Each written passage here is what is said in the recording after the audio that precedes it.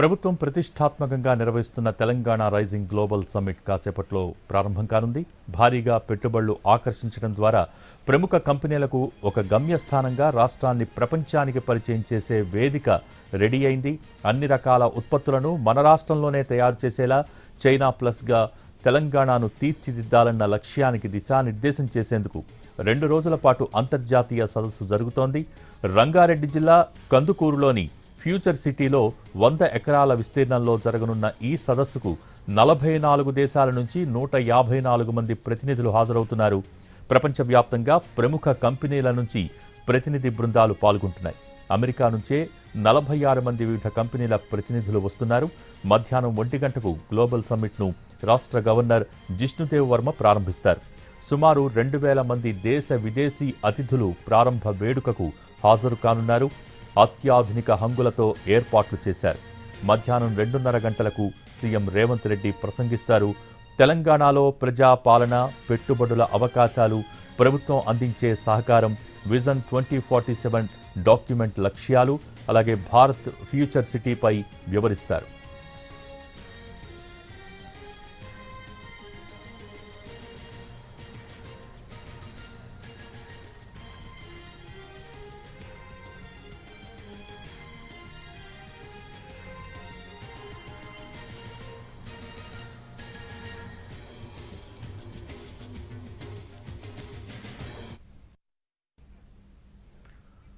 ప్రభుత్వం ప్రతిష్టాత్మకంగా నిర్వహిస్తున్న తెలంగాణ రైజింగ్ గ్లోబల్ సమ్మిట్ మరి కాసేపట్లోనే ప్రారంభం కాబోతోంది. అక్కడి నుంచి మోర్ అప్డేట్స్, ఫ్యూచర్ సిటీ నుంచి మోర్ అప్డేట్స్ అందించేందుకు NTV Telangana input editor Donthu Ramesh లైవ్లో సిద్ధంగా ఉన్నారు. రమేష్, ప్రస్తుతం అక్కడ ఏర్పాట్లన్నీ పూర్తయిపోయినాయి. మరి కాసేపట్లోనే గ్లోబల్ సమ్మిట్ ప్రారంభం కాబోతోంది. హైలైట్స్ ఏంటి? ఎటువంటి కార్యాచరణ ప్రణాళికతో ప్రభుత్వం ముందుకెళ్తోంది గ్లోబల్ సమ్మిట్ ద్వారా? తెలంగాణ రైజింగ్ గ్లోబల్ సమ్మిట్ 1 గంటకు ప్రారంభం కాబోతుంది. అఫీషియల్ సెషన్ ప్రారంభం కాబోతుంది. భారీ ఏర్పాటు చేశారు. ఇప్పటి వరకు ఏర్పాట్లు కనివిని ఎరగని రీతిలో ఏర్పాటు చేశారు. ఆ ఏర్పాట్లకు సంబంధించి స్వయంగా ముఖ్యమంత్రి నుంచి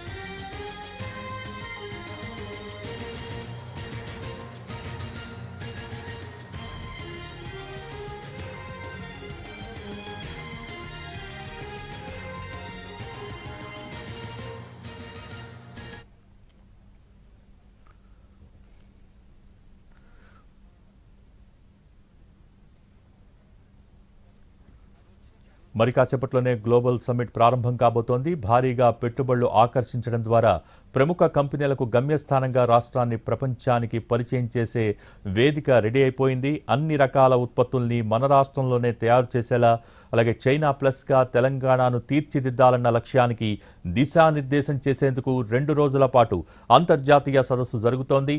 రంగారెడ్డి జిల్లా కందుకూరులోని ఫ్యూచర్ సిటీలో 100 ఎకరాల విస్తీర్ణంలో జరగనున్న ఈ సదస్సుకు దాదాపు 44 దేశాల నుంచి 154 మంది ప్రతినిధులు హాజరవుతున్నారు. ప్రపంచవ్యాప్తంగా కూడా ప్రముఖ కంపెనీల నుంచి ప్రతినిధి బృందాలు ఇందులో పాల్గొంటూ ఉన్నాయి. అమెరికా నుంచే దాదాపు 46 మంది వివిధ కంపెనీల ప్రతినిధులు వస్తున్నారు. మధ్యాహ్నం సరిగ్గా 1 గంటకు గ్లోబల్ సమ్మిట్ను రాష్ట్ర గవర్నర్ జిష్ణుదేవ్ వర్మ ప్రారంభిస్తారు. సుమారు 2000 మంది దేశ విదేశీ అతిథులు ప్రారంభ వేడుకకు హాజరు కానున్నారు.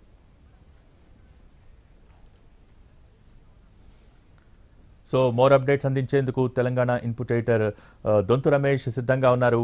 రమేష్, చెప్పండి. కొద్దిసేపట్లోనే ప్రారంభం కాబోతుంది తెలంగాణ రైజింగ్ గ్లోబల్ సమ్మిట్. ప్రభుత్వం చాలా ఎక్స్పెక్టేషన్ తో పెట్టింది, ప్రతిష్టాత్మకంగా పెట్టింది. ఇక్కడ భారీ పెట్టుబడులు పెట్టాలి. ప్రపంచవ్యాప్తంగా ఉన్న పారిశ్రామికవేత్తలు కానీ ఇతరులు కానీ ఇక్కడికి వచ్చి భారీ పెట్టుబడులు పెడితే తెలంగాణకు ఏ విధంగా ఉపయోగకరంగా ఉంటుంది, ఏ విధమైన వెసులుబాట్లు కల్పిస్తామని చెప్తారు. మనం చూస్తాం తెలంగాణ ఎకనామికల్ ఫోరం అనేది దావోస్ లో జరుగుతుంది. వివిధ ప్రపంచ దిగ్గజ కంపెనీలన్నీ దావోస్ కు వచ్చి తమ పెట్టుబడులు పెట్టడానికి ఏ రాష్ట్రం అనుకూలంగా ఉంది, ఏ దేశం అనుకూలంగా ఉంది అంటూ కూడా భారీ ఎత్తున వచ్చి పెట్టుబడులు పెడతారు. కానీ ఇప్పుడు దావోస్ లో జరిగే విధంగానే ఇక్కడ హైదరాబాద్ వేదికగా తెలంగాణ వేదికగా గ్లోబల్ సమ్మిట్ నిర్వహించబోతున్నారు. కొద్దిసేపట్లో ప్రారంభమైంది. ఇనాగరల్ సెషన్ కు సంబంధించిన అన్ని ఏర్పాట్లు పూర్తయ్యాయి.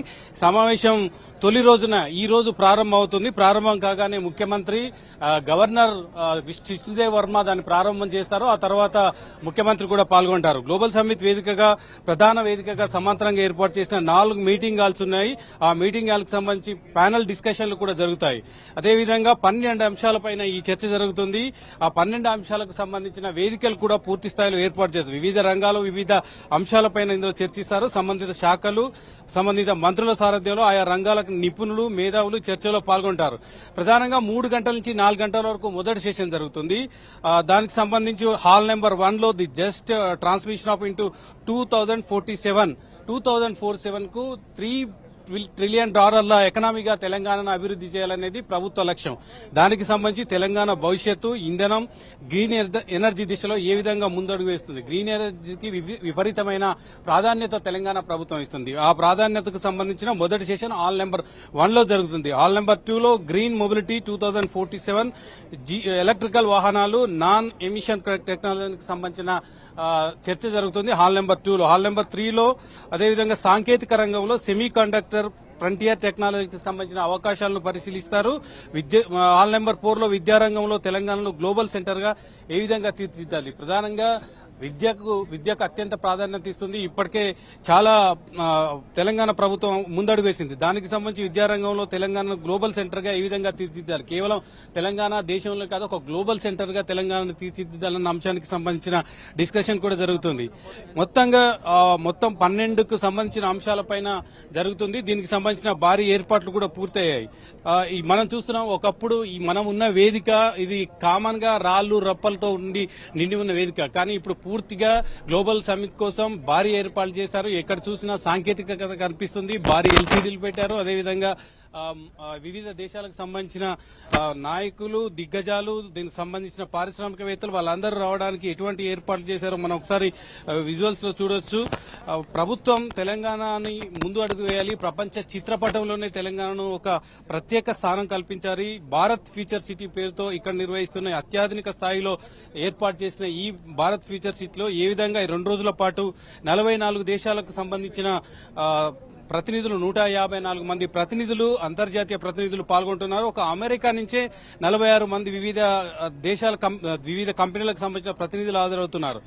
ఒక షెడ్యూల్ కనుక ఒకసారి చూస్తే 1:30కి జిష్ణుదేవ్ వర్మ గవర్నర్ ప్రారంభిస్తారు. ప్రారంభ వేదిక విదేశాల నుంచి వచ్చిన వివిధ ప్రతినిధులు 2000 మందికి పైగా అతిథులు పాల్గొంటారు. ఆ తర్వాత అభిజిత్ బెనర్జీ, కైలాస్ సత్యర్జీ సహా ప్రఖ్యాత నోబెల్ బహుమతి గ్రహీతలు సభలో కూడా ప్రసంగిస్తారు. వరల్డ్ ఎకనామిక్ ఫోరం సంబంధించిన సీఓ నేను ఇంతకుముందు చెప్పినట్లు దావోస్ లో వరల్డ్ ఎకనామిక్ ఫోరం నేతృత్వంలో భారీ స్థాయిలో పెట్టుబడులను ఆకర్షించడానికి వివిధ రాష్ట్రాలకు సంబంధించిన పెట్టుబడులను ఆకర్షించడానికి దానికి సంబంధించిన ప్రతినిధులు వస్తారు. కానీ ఇప్పుడు భారతదేశానికి సంబంధించిన సమిట్ కాదు, ఇది గ్లోబల్ సమిట్. ప్రపంచానికి సంబంధించిన వివిధ కంపెనీలు అమెరికా నుంచి ఎవరైతే పెట్టుబడులకు ఆస్కారం ఉంది, తెలంగాణ ఏ విధంగా అనుకూలంగా ఉంది, సానుకూలంగా ఉంది, గ్రీన్ ఎనర్జీ కానీ ఇతర పెట్టుబడులు ఆకర్షించడానికి ఏ విధంగా సానుకూలత ఉందన్న అంశానికి సంబంధించి తెలంగాణ ప్రభుత్వం ఒక విజన్ డాక్యుమెంట్ కూడా రూపొందించింది. 2047 కు సంబంధించి మొత్తం $3 ట్రిలియన్ వరకు కూడా ఎకనామీగా తీర్చిదిద్దాలనే అంశంతో నిర్వహిస్తున్నారు. కరెక్ట్ గా 2:30 గంటలకు రేవంత్ రెడ్డి ప్రసంగించి విజన్ డాక్యుమెంట్ ని ఏదైతే తెలంగాణ ప్రభుత్వం ఆశించిందో, తెలంగాణ ప్రభుత్వం ఆశిస్తుందో, తెలంగాణ ప్రభుత్వం ఏ లక్ష్యంతో ఈ సమిట్ పెట్టిందో దానికి సంబంధించి విజన్ డాక్యుమెంట్ ను కూడా రూపొందిస్తారు. పెట్టుబడుల అవకాశాలు ఏ విధంగా ఉన్నాయి, తెలంగాణ ఏ విధంగా అనుకూలంగా ఉందన్న అంశానికి సంబంధించి మొత్తం విజన్ డాక్యుమెంట్ లో కూడా రూపొందిస్తారు. మొత్తం 27 అంశాలకు సంబంధించి 2 రోజుల పాటు ప్రత్యేక సెషన్లు కూడా దీనికి సంబంధించిన నిర్వహిస్తారు. అతిథులుగా తెలంగాణ హైదరాబాద్ కు ప్రత్యేకతలు తెలియజేయడానికి ఒక ప్రచార సామాగ్రిని కూడా ఏర్పాటు చేశారు. కేవలం పెట్టుబడులు ఆకర్షించడమే కాదు, తెలంగాణకు సంబంధించి ఏ విధంగా అనుకూలంగా ఉంది దానికి సంబంధించిన ప్రచార సామాగ్రిని కూడా అతిథులకు ఇవ్వడానికి కూడా ప్రత్యేకమైన ఏర్పాటు చేశారు. ఎయిర్పోర్ట్ నుంచి వేదిక వరకు మొత్తం 3D మ్యాపింగ్ చేశారు. దానికి సంబంధించిన లైటింగ్, ప్రొజెక్షన్, LED స్క్రీన్లు మనం చూస్తున్నాం. ఇవి ఇక్కడ కాదు, బయట కూడా ఎయిర్పోర్ట్ నుంచి ఇక్కడికి రావడం దారిలోనే పెద్ద ఎత్తున ఇది తెలంగాణ రైజింగ్ గ్లోబల్ సమ్మిట్ ఏ విధంగా జరుగుతుందని ఒక ఫోకస్ ఇవ్వడానికి ఆకర్షణీయంగా తయారు చేశారు. తర్వాత సమ్మిట్ అనంతరం కూడా సంగీత దర్శకుడు కీరవాణి సంగీత కచేరీ కూడా ఉంటుంది. సో మొత్తం మీద 2000 మంది ప్రతినిధులు పాల్గొనే ఈ సమ్మిట్ కోసం భారీగానే తెలంగాణ ప్రభుత్వం ఆశిస్తుంది, భారీ పెట్టుబడులను ఆశిస్తుంది. గతంలో కనివిని ఎరగని రీతిలో తెలంగాణకు ఇప్పుడు వచ్చిన పెట్టుబడులు ఒక ఎత్తు అయితే ఈ సమిట్ ద్వారా తద్వారా వచ్చే పెట్టుబడులను ఒక విధంగా చూస్తున్నారు. ఆ పెట్టుబడులను భారీ స్థాయిలో తీసుకురావాలి, తెలంగాణను అభివృద్ధి చేయాలన్న అంశానికి సంబంధించి భారీ ఎత్తున చేస్తున్నారు. సో పోలీసులు కూడా భారీ ఏర్పాటు చేస్తున్నారు. ఒకసారి సిపి గారు ఎస్ సార్ ఒక ఓకే, పోలీసులు కూడా భారీ ఎత్తున ఏర్పాటు చేయడానికి వెళ్తున్నారు. దాదాపు 6,000 మంది పోలీసులను దీనికోసం వినియోగిస్తున్నారు. 6,000 మంది పోలీసులపై ఒకసారి మనకు చూసుకుంటే ఎప్పటికప్పటికి మానిటరింగ్ చేయడానికి కూడా ఎస్ పోలీసులు 6,000 మందికి పైగా. సార్ నమస్తే సార్. ఈ సార్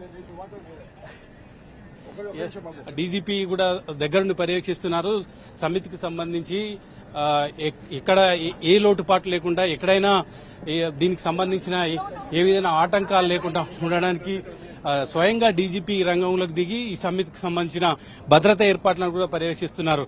ఒకవైపు రాచకొండ సిపితో పాటు అదేవిధంగా డీజీపీ శివధర్ రెడ్డి కూడా ఇక్కడికి వచ్చి ఆయన ఏర్పాట్లను స్వయంగా పరిశీలిస్తున్నారు.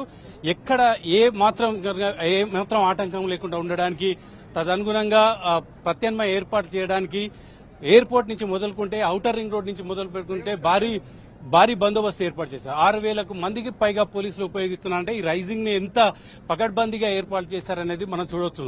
సో లోపల కొద్దిసేపట్లోనే ప్రారంభమవుతుంది. 1:30 గంటలకు జిష్ణుదేవరం వచ్చి లాంఛనంగా ప్రారంభం చేస్తారు. 2,000 మంది వివిధ దేశాలకు సంబంధించిన ప్రతినిధులు పాల్గొంటారు. ఆ తర్వాత 2:30 ప్రాంతంలో ముఖ్యమంత్రి రేవంత్ రెడ్డి కూడా ప్రసంగించిన తర్వాత 2047కి సంబంధించి తెలంగాణను ఏ విధంగా ఉంచాలన్న అంశానికి సంబంధించి ఒక విజన్ డాక్యుమెంట్ రూపొందిస్తారు.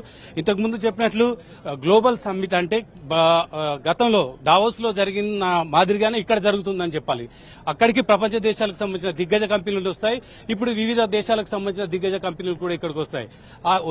రావడమే కాకుండా వివిధ రాష్ట్రాల ముఖ్యమంత్రులను కూడా ప్రభుత్వం ఆహ్వానించింది. ఆ రాష్ట్రాల ముఖ్యమంత్రులతో పాటు ఆ రాష్ట్రాల ప్రతినిధులు కూడా పాల్గొంటారు.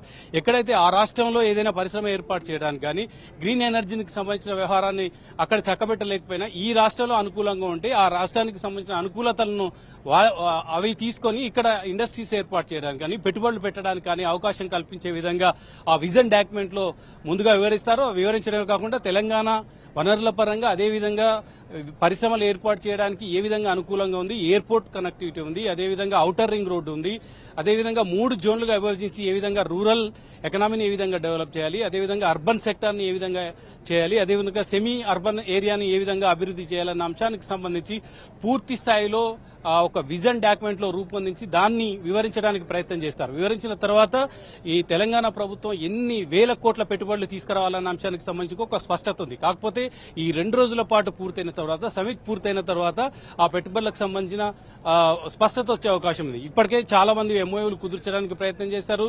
ఇక్కడ హైదరాబాద్ కేంద్రంగా ఈవీ కార్లు అంటే మనం ఎక్కడో ప్రపంచ నలుమూలలో ఇప్పుడు దేశంలో వేరే వేరే ప్రాంతాలు, కానీ ఈవీ కార్ ఇక్కడ తయారైన ఈవీ కార్ను కూడా కొద్దిసేపట్లో ఆవిష్కరించడానికి కూడా ఏర్పాటు చేస్తున్నారు. ఇంతకుముందు ఎలక్ట్రిక్ సంబంధించిన బస్సు ఎలక్ట్రికల్ కార్ కు సంబంధించిన ఇక్కడ తిరుగుతున్నాయి. అదేవిధంగా ఈవీ కార్ను కూడా హైదరాబాద్ కేంద్రంగా తయారైన ఈవీ కార్ను కూడా ఇక్కడ ఆవిష్కరించబోతున్నారు. సో మొత్తం మీద ప్రభుత్వం ఎంత ప్రతిష్టాత్మక తీసుకుందంటే చాలా ప్రతిష్టాత్మక తీసుకుంది. వివిధ రాష్ట్రాలకు మంత్రులు వెళ్లారు, అక్కడ ముఖ్యమంత్రులను ఆహ్వానించారు. అదేవిధంగా ముఖ్యమంత్రి స్వయంగా ప్రధానమంత్రి నరేంద్ర మోడీని కూడా ఆహ్వానించారు, ఖర్గేను ఆహ్వానించారు, రాహుల్ గాంధీని ఆహ్వానించారు. వీళ్ళందరూ కూడా ఈ 2 రోజుల పాటు రేపు కూడా ప్రముఖులు వచ్చే అవకాశం ఉంది. ఈ రోజు మాత్రం 2,000 మంది ప్రతినిధులు పాల్గొంటున్నారు. అది అమెరికాకు చెందిన 46 కంపెనీలకు సంబంధించిన ప్రతినిధులు పాల్గొంటారు. అదేవిధంగా దీని యొక్క ఈవెంట్ కేవలం ఇది ఒక సమ్మిట్ ఎకనామికల్ జోన్ గానే చూడకుండా, ఎకనామికల్ గా తెలంగాణకు అభివృద్ధి పొందిందే చూడకుండా టూరిజం పరంగా కూడా తెలంగాణను ఉపయోగించుకోవడానికి కూడా తెలంగాణకున్న ప్రముఖ పర్యాటక స్థలాలు ఏ విధంగా ఉన్నాయి, ప్రపంచ దేశాల నుంచి ఇక్కడికి వస్తే ఏ విధంగా ఉంటుందన్న అంశానికి సంబంధించి కూడా పూర్తి స్థాయిలో ఏర్పాటు చేసి ఆయా పర్యాటక స్థలాలకు కూడా ప్రతినిధులను విదేశీ ప్రతినిధులకు తీసుకెళ్లడానికి కూడా ఏర్పాట్లు జరుగుతున్నాయి. సో ఇంకా కొద్దిసేపట్లోనే గవర్నర్ ఇక్కడికి వస్తారు. 1:30 ప్రాంతంలో ఆయన లాంఛనంగా ప్రారంభించిన తర్వాత ఇక అసలు సెషన్ ప్రారంభమవుతుంది.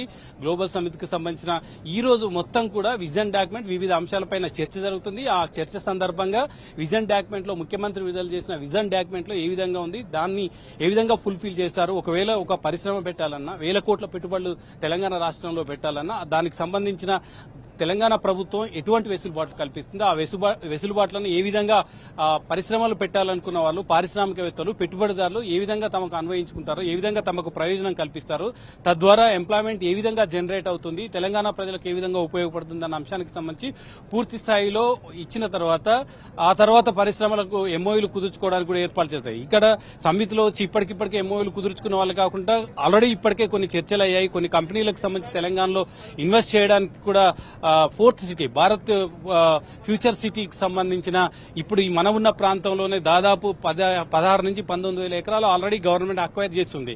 ఇక్కడ పరిశ్రమలు పెట్టుకోవడానికి కూడా అనువైన స్థలాలు ఉన్నాయి. మౌలిక సదుపాయాలు కూడా కల్పించడానికి ప్రభుత్వం రెడీగా ఉంది. ఇప్పటికి కొన్ని రోడ్లు వంటి మౌలిక సదుపాయాలు కల్పించింది.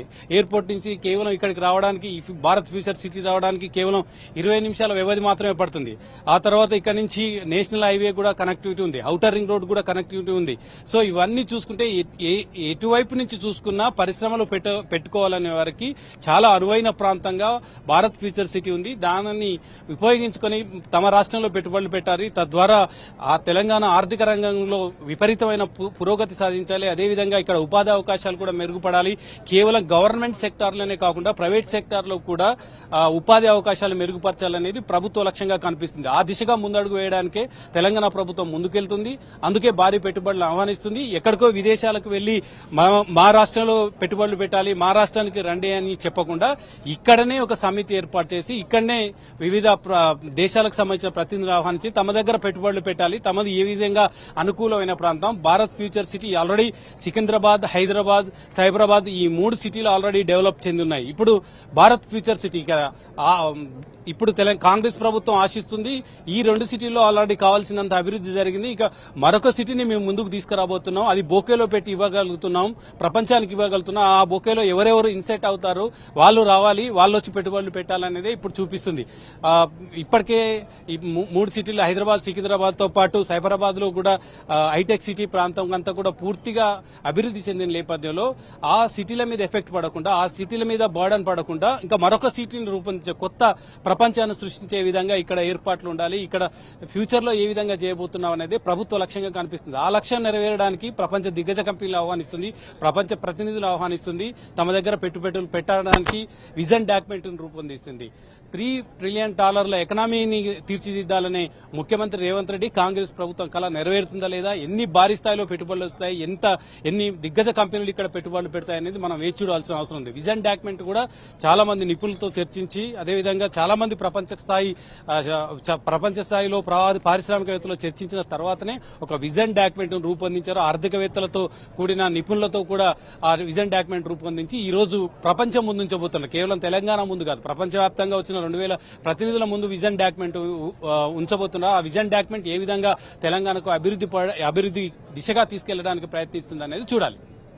రైట్ రమేష్, ఇందాక మీరు చెప్పినట్టుగా కూడా గ్లోబల్ హబ్గా తెలంగాణ రాష్ట్రాన్ని ప్రపంచానికి పరిచయం చేసే పూర్తిస్థాయి కార్యాచరణ ప్రణాళిక అయితే ప్రస్తుతం సిద్ధమైపోయింది. అటువంటి సందర్భంలోనే తెలంగాణ సంస్కృతి ఘనతను ప్రపంచ దేశాలకు చాటి చెప్పేలా అతిథులకు ఎటువంటి ఆతిథ్యాన్ని ఇస్తూ ఉన్నారు, ఏమైనా ప్రత్యేక థీమ్స్ ఏమైనా అక్కడ ఏర్పాటు చేశారా, ఏంటి ఆ విశేషాలేంటి? ఎస్, సమ్మిట్ అనంతరం కేవలం విజన్ డాక్యుమెంట్ ని ఆవిష్కరించడం, పారిశ్రామికవేత్తలకు ఆహ్వానించి వాళ్ళని ఇక్కడ పెట్టుబడులు పెట్టాలనే కాదు, వాళ్ళకు ఆహ్లాద కలిగించే విధంగా వాళ్లకు ఈ సమ్మిట్కి వచ్చిన మరుపురాని ఒక మెమొరీగా మిగిలిపోవాలని కూడా తెలంగాణ ప్రభుత్వం భారీ ఏర్పాట్లు చేసింది. అనంతరం ప్రముఖ సంగీత దర్శకుడు ఎంఎం కీరవాణి సంగీత కచేరీ ఉంటుంది. ఆ సంగీత దర్శకుడు RRR మూవీతో ఆస్కర్ అవార్డు అందుకున్న కీరవాణి అంటే ఇప్పుడు ప్రపంచంలో అందరికీ తెలుసు. సో ఆయనతో కలిపి ఒక సంగీత కచేరీని కూడా ఏర్పాటు చేశారు. ఆయనకు సంబంధించిన టీం ఉంటుంది. అదేవిధంగా తెలంగాణ సంస్కృతిని ప్రతిబింబించేంత, తెలంగాణ అంటే కేవలం పరిశ్రమలే కాదు, ఇదే కాదు, తెలంగాణ సంస్కృతిని ప్రతిబింబించే విధంగా కొమ్ముకోయ, బంజారా, గుస్సాడి, ఒగ్గుడోలు, పేరిణి, బోనాలు వంటి తెలంగాణ సాంప్రదాయ నృత్యాలు ఉన్నాయి. ఆ సంప్రదాయ నృత్యాలకు సంబంధించిన భారీ ఏర్పాట్లు చేస్తున్నారు. అవన్నీ అతిథులను అలరించడానికి ప్రయత్నం చేస్తున్నారు. వాళ్ళన్నీ కూడా దానికి సంబంధించిన ఏర్పాట్లు కూడా చేస్తున్నారు. అదేవిధంగా బుద్ధవన